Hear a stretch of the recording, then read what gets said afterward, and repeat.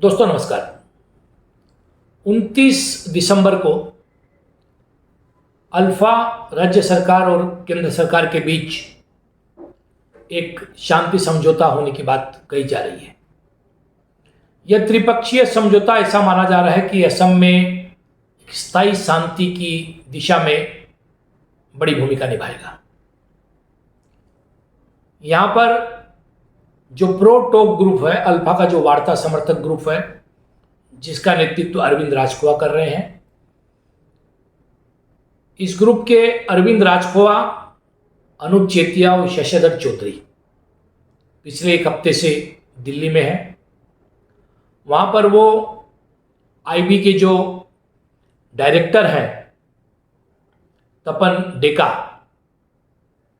और north east affairs के जो भारत सरकार के एडवाइजर हैं AK मिश्रा, उनके साथ निरंतर बातचीत में है। यह समझौता क्या होगा, इस समझौते को वो फाइनल करने में लगे हुए हैं। लास्ट मिनट एक फाइनल टच देने में लगे हुए हैं। समझौते में ऐसा माना जा रहा है कि अल्फा का जो वार्ता समर्थक ग्रुप है वह असम के राजनीतिक, सामाजिक, सांस्कृतिक क्षेत्र में स्थानीय लोगों के लिए जो भूमिपुत्र है विशेषकर, उनके लिए कुछ मांगे रखेगा, उनकी सुरक्षा के लिए मांग करेगा। हालांकि यह समझौता कितना प्रभावी होगा, क्योंकि इसमें जो अल्फा के मुख्य कमांडर है, जो मुख्य व्यक्ति हैं, परेश बरवा, जो अब अल्फा स्वाधीन के नाम से अल्फा को जारी रखे हुए हैं, वो शामिल नहीं हुए, बल्कि उन्होंने जो अनकंडीशनल टॉक जो ये शुरू की अरविंद राजखोवा ने सितंबर 3, 2011 को, जबकि भारत सरकार और असम सरकार के साथ उनका समझौता हुआ कि दोनों तरफ से जो अभियान जारी है या ऑपरेशन जारी है उसको स्थगित रखा जाएगा। इसके बाद ये वार्ताओं का दौर चला, बहुत बार एक दूसरे के साथ बैठे और अब ये फाइनल स्टेज में पहुंचा है। और अगले साल में प्रवेश करने से पहले, 2024 में प्रवेश करने से पहले, खासकर जो लोकसभा चुनाव है उसको मद्देनजर रखते हुए इस समझौते को बहुत महत्वपूर्ण माना जा रहा है भाजपा सर्किल में भी, क्योंकि असम में CAA का काफ़ी विरोध हुआ है और आज भी अंदर ही अंदर कहीं ना कहीं विरोध है। हालांकि भाजपा पिछले विधानसभा चुनाव में जीतने में सफल रही, किंतु इसका मतलब ये नहीं है कि CAA का जो विरोध है वो कम गया है। यहाँ पर दो महत्वपूर्ण बातें हैं। एक तो इस वार्ता को परेश बरुआ का समर्थन प्राप्त नहीं है। हालांकि मुख्यमंत्री हेमंत बिश्व शर्मा ने बार बार उन्हें ऑफर दिया है कि आप आइए, बैठिए और बातचीत कीजिए, मुख्य धारा में लौटिए। इस वार्ता का अनुमान कर या अंदाज लगाकर ही अल्फा ने पिछले दिनों जो परेश बरुआ गुट है, उन्होंने अपनी उपस्थिति दर्ज कराने के लिए कुछ आतंकवादी गतिविधियों को भी अंजाम दिया, कुछ बम धमाके भी किए, कुछ नए लोगों को रिक्रूट भी किया। उनके साथ एक जिसे हम कहते हैं वाक युद्ध, वो असम पुलिस के जो महानिदेशक है GP सिंह, उनके साथ भी चला। GP सिंह ने भी कहा कि मैं कायरीपाड़ा में रहता हूँ, अगर आपको कुछ करना है तो आइए मेरे साथ कीजिए, मैं आपको खुली चुनौती देता हूँ। जो ADGP है हरमीत सिंह, उन्होंने भी इसी प्रकार की कड़ी भाषा का प्रयोग किया।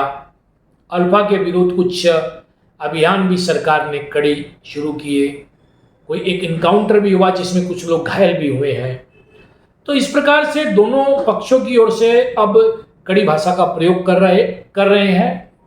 कड़ी भाषा का प्रयोग हो रहा है और इसके बीच में यह वार्ता हो रही है।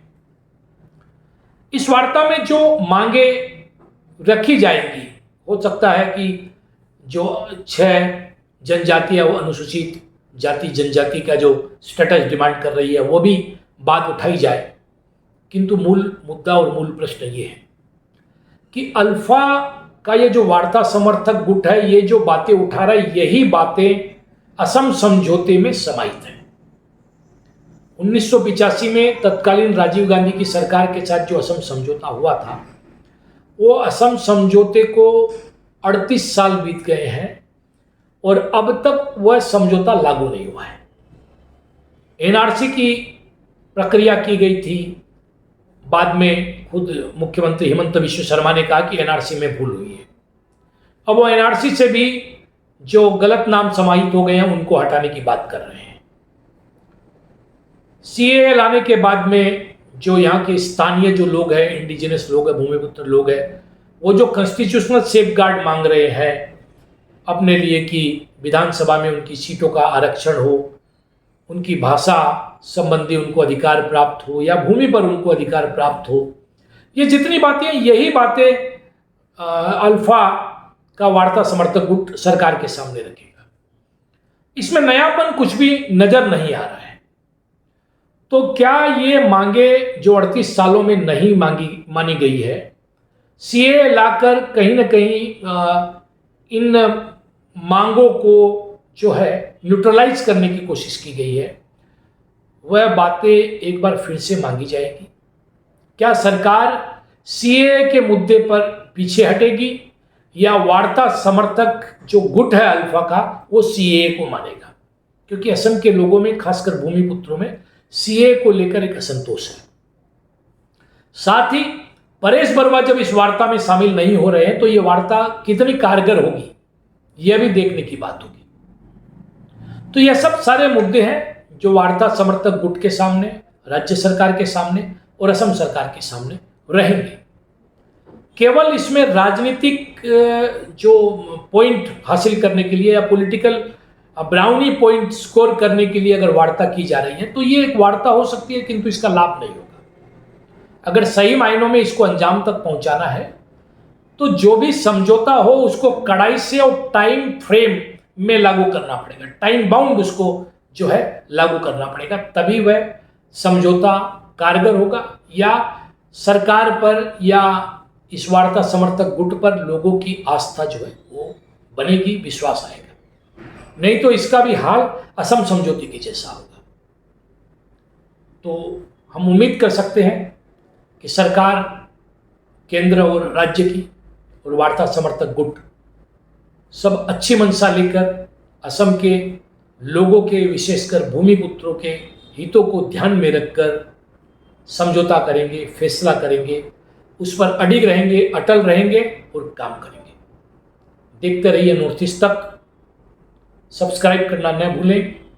यह आपका अपना चैनल है, आपकी आवाज़ है और हमेशा आपके साथ खड़ा है। वंदे मातरम। भारत माता की जय। जय आयोग।